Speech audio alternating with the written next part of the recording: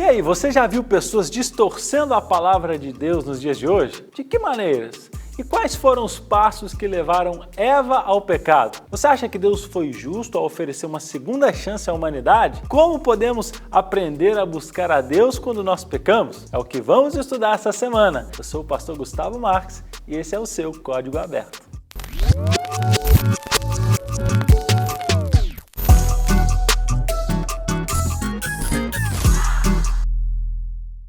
Pessoal, eu tenho uma história interessante para compartilhar com vocês. Imagine só, um casal recebe um convite super chique pelo correio para uma noite de gala incrível, com um jantar luxuoso e uma promessa de um prêmio valioso ao final. Claro, isso já chamou a atenção deles, né? Curiosos e animados, eles decidiram então ir ao evento vestidos impecavelmente e lá se foram atravessando a cidade. Mas quando chegaram ao local, perceberam algo estranho. Não estavam sozinhos?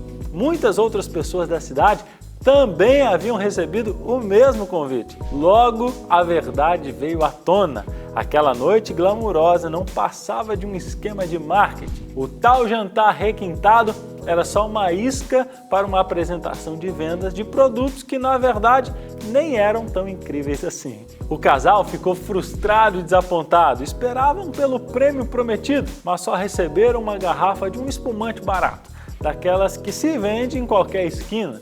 Mas espera aí, essa história me lembra de algo? Há milhares de anos atrás, um outro casal caiu em um esquema de marketing ainda maior. Adão e Eva também foram enganados por uma oferta aparentemente irresistível. Receberam um convite tentador e foram prometidos como os sortudos, os vencedores. Mas no final das contas, tudo não passou de uma grande decepção. Ao invés de um prêmio incrível, eles só colheram consequências devastadoras que ecoaram através dos séculos. Essa semana, pessoal, nós vamos explorar esse momento crucial da história da humanidade, quando tudo começou a desandar e nós humanos nos distanciamos de Deus. Falando em marketing, é incrível como os especialistas nessa área sabem exatamente como nos convencer a comprar algo, não é verdade? Eles não vendem apenas produtos, eles vendem sentimentos, experiências. Mas às vezes essa venda vem acompanhada de um empurrãozinho questionável e às vezes até antiético. Eu vou contar uma história antiga que tem tudo a ver com isso. Satanás, quando veio parar aqui na Terra para vender a sua rebelião contra Deus,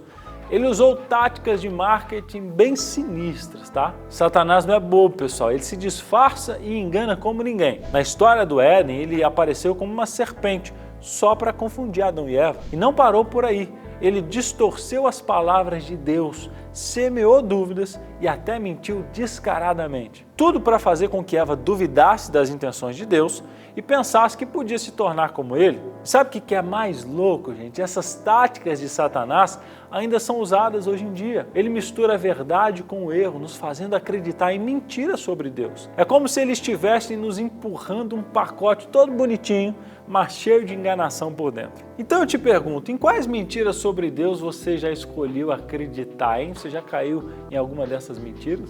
E como é que a gente pode evitar cair nessa confusão, nessa dúvida? Vamos explorar juntos e descobrir como podemos ficar firmes na verdade. Mas voltando à história do Jardim do Éden, podemos acompanhar Eva em um momento de alto risco, quando ela teve que decidir se iria ou não comer do fruto proibido. Satanás estava lá com suas táticas de persuasão, levando Eva a uma escolha que mudaria tudo. Ela poderia ter se afastado dele, poderia ter consultado seu marido, poderia ter buscado a orientação de Deus, mas infelizmente ela cedeu às mentiras e às falsas promessas. E não podemos nos esquecer de Adão, hein? Ele estava ausente quando tudo isso aconteceu. Ele devia estar lá para proteger sua esposa, mas também não estava, né? E quando Eva compartilhou o fruto com ele, ele também escolheu o caminho errado. Quando olhamos para os detalhes da história, podemos identificar os passos que levam ao pecado e os resultados devastadores que ele traz. Desde ver o pecado até se comprometer com ele, os efeitos são profundos e duradouros. Satanás é esperto, gente. Ele sabe exatamente como nos tentar. Ele conhece as nossas fraquezas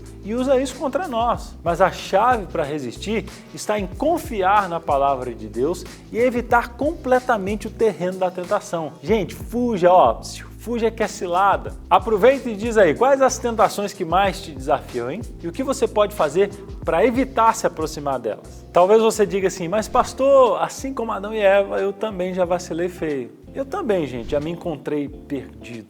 Mas veja só, você já se perdeu literalmente? Teve que ligar para alguém? Você sabe o que acontece quando a gente liga para um número de emergência? O atendente pergunta o que está acontecendo e onde ele pode nos ajudar. Da mesma forma, mesmo quando Adão e Eva se esconderam no jardim depois de pecar, Deus já tinha um plano de resposta pronto.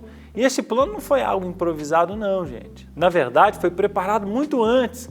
Desde o início dos tempos, Deus sabia que o pecado seria um problema sério e ele já tinha a solução.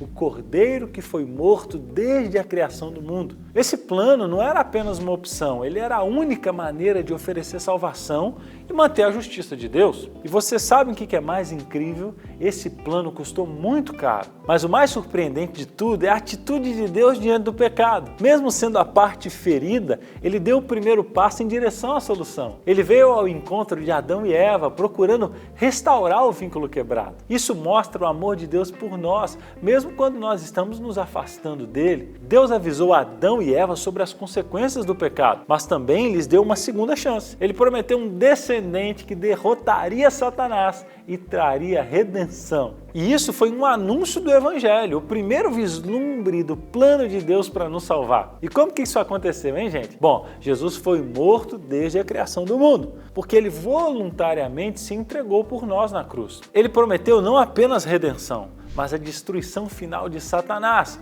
do pecado e do mal. É um plano de amor que nos oferece esperança e salvação. E é por isso que você pode ter a vida hoje. Porque mesmo antes de você errar, ele já havia decidido se entregar por você. Demais, né? Que bom que você ficou comigo aqui até o final dessa lição. Mas você sabe que eu gosto de saber quem fica comigo aqui até o final. Então coloca aqui para mim nos comentários o ponto alto da lição, aquilo que mais chamou a sua atenção. E não esquece de compartilhar o link desse vídeo com a galera da sua classe de jovens. Deus te abençoe e até semana que vem.